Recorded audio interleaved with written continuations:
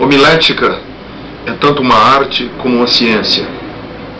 Como arte, é a nossa capacidade de intuir, de ter a criatividade de Deus no exercício da tribuna. Como ciência, é a capacidade que temos de discernir e de cortar retamente as Escrituras. O mundo cristão sempre produziu grandes oradores, mestres, príncipes do púlpito. E o que faz um grande pregador?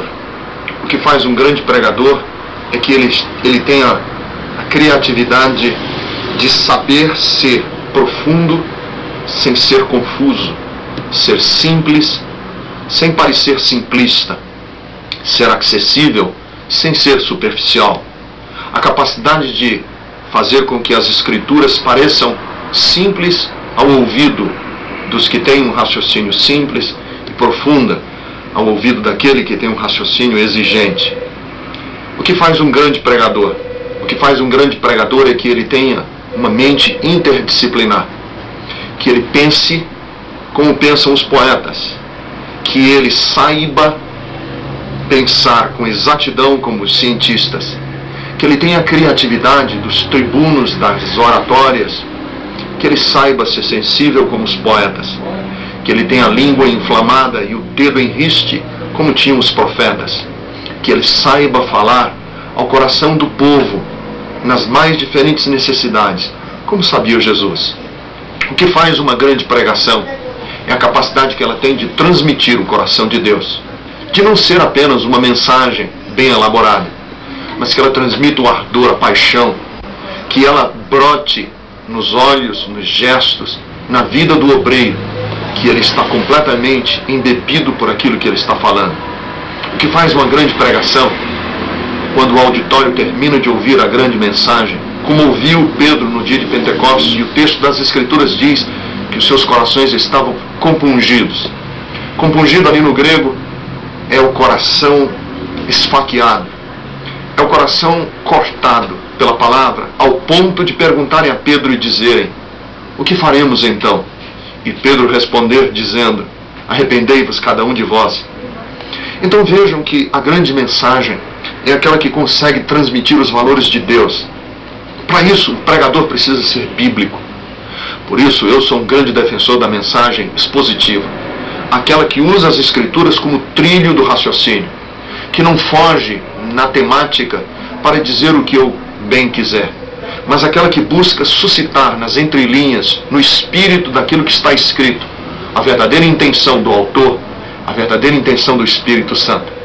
A grande mensagem é aquela que consegue sacar do texto princípios eternos. Porque vejam, as Escrituras foram escritas há muito tempo atrás, numa cultura completamente diferente da nossa, numa realidade geográfica, numa realidade de vida completamente diferente da que vivemos hoje.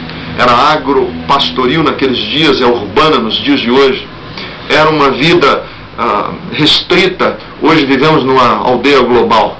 Como fazer para tirarmos os princípios eternos que permeavam, que estavam embebidos nos ensinos daqueles dias e que podem ser transpostos para as grandes cidades, para as grandes metrópoles, para o mundo que vive conectado na internet e que tem acesso a CD-ROM? Como fazer para que esses princípios eternos das Escrituras possam transpirar para os dias de hoje? Para isso é necessário que o pregador saiba meditar nas Escrituras, ruminar nas Escrituras, parar diante de um texto, permitir que o seu coração receba não apenas o que está obviamente escrito na letra, mas aquilo que está sutilmente revelado no espírito da letra que está escrita. O que faz um grande pregador é quando ele consegue transmitir a profundidade das Escrituras com a simplicidade de um homem que está no púlpito a transmitir o coração de Deus.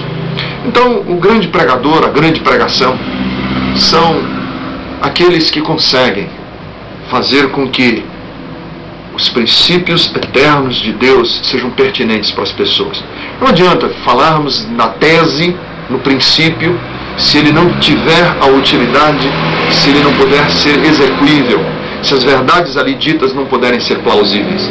O que faz um grande pregador é que o auditório, independente de quem esteja ouvindo, saia. Pode até concordar ou discordar. Paulo pregou no Areópago e alguns discordaram, outros concordaram. Alguns ficaram em suspense, esperando maiores informações para que tomassem suas decisões. Pode ser que tenhamos esses 3 tipos de reação na nossa pregação, mas que ninguém ao ouvir um grande pregador saia com desdém. Que ninguém ao ouvir um grande pregador saia com aquela sensação terrível de que não foi feito o dever de casa, de que as palavras foram frívolas, que ele se resignou a apenas falar chavões, que ele repetiu slogans, que ele não foi criterioso no falar, no expressar os princípios no qual ele crê.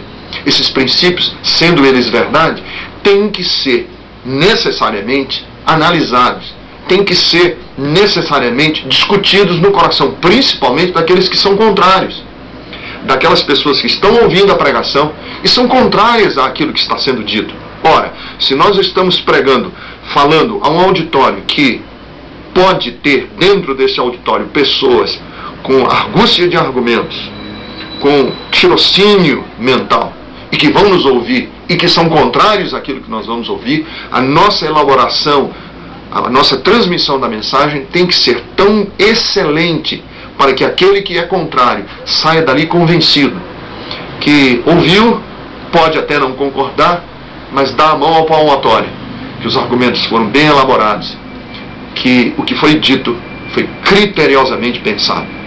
Um grande pregador é aquele que, como Jesus, ao levantar a sua voz, as multidões terminem dizendo o que disseram de Cristo. Nunca ouvimos alguém falar como este homem falou. Que Deus abençoe.